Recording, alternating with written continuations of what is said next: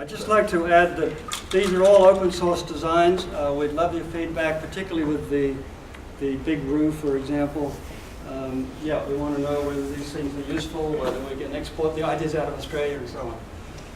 Yeah, a big component here is the fact that you're probably using materials that are almost close to thin and possibly not going to last a very long time. So build one and run it 10 times and harden the pieces that aren't surviving, as opposed to building it as a brick house up front, and then you have a much more difficult time running it, and it's, you know, got a lot of cost and thermal inertia. But you know, you have to be sort of a bit of a shoemaker to do this. You've got to be able to assemble things, and then you've got to keep your wits about you. And frankly, that's where Australia probably leads the world, since you don't have to drive for 6-8 hours to get another handful of nuts and bolts to put this together. So these guys go and you know, refine up some more iron ore and make themselves some more spikes. It's an innovative culture. But so Carl, if you could stand up also, let's entertain a couple of questions, both on the J-rows and also on these more sophisticated designs. Yes. Can I make one comment? Yeah. The basic design that I showed you in a 55-gallon drum, it doesn't change down to a 5-gallon drum. So match your drum size to what you expect your input of feedstock, how often you're going to have to use it.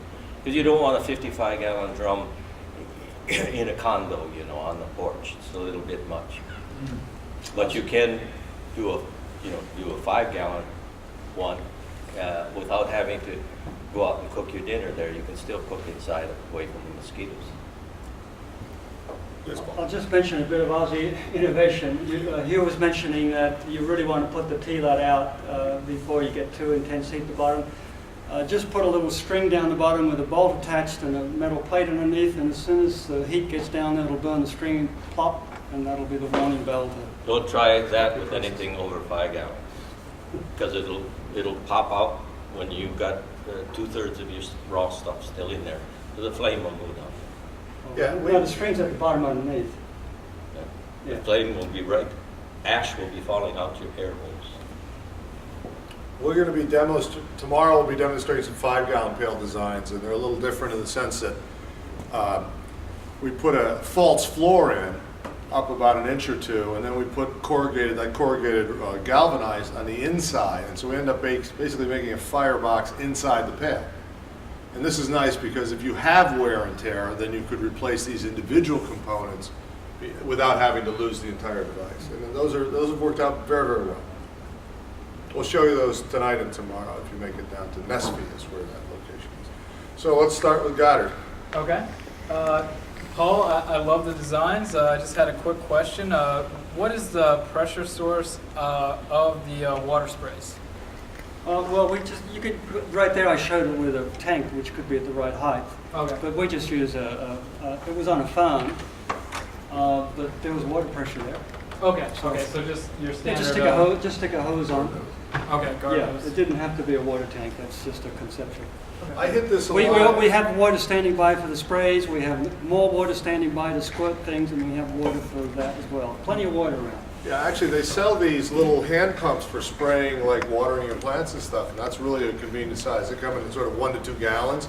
You load them up, pump air up on them, and then you've got the adjusted. So sometimes there's some real easy innovation without getting overly complicated. Thank you. Let's go with Brian.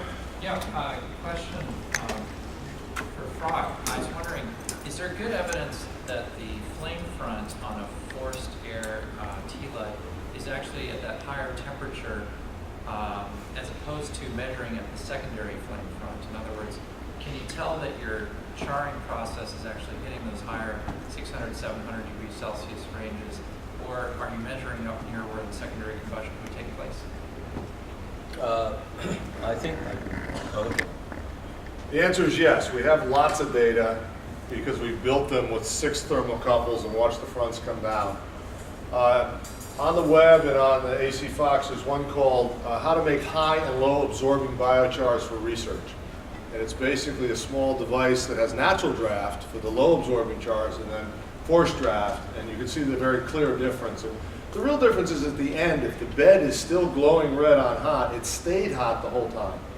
And while you do lose yield on a weight basis, the gain in absorption more than overcomes the loss in yield, and the total capacity tends to be higher.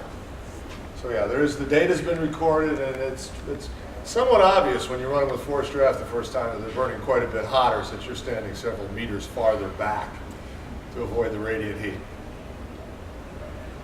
Question? John? Yeah, what does steam conditioning do for your biochar, your resultant biochar? What are the? What is you spray water in to make steam, and you said it conditions the char. Yes. What's that mean? Well, it changes the surface activity on the char and the way the minerals bond, because some of those bonds involve water as well. So it ends up. I mean, the attempt is to recreate terra preta. So it's really the work of Stephen Joseph, and you can look that up, biochar mineral complexes and so on. But in traditional, there's always water anyway that's conditioning, and we want to be able to control that and introduce extra of it. Quick question. Chapter of 16 people of the book that are talks interested in small cook stoves versus the larger J-rows and larger devices. I mean, one is essentially a stove that makes biochar as a byproduct. The other is a char-making device that makes heat as a byproduct that you can't cut out.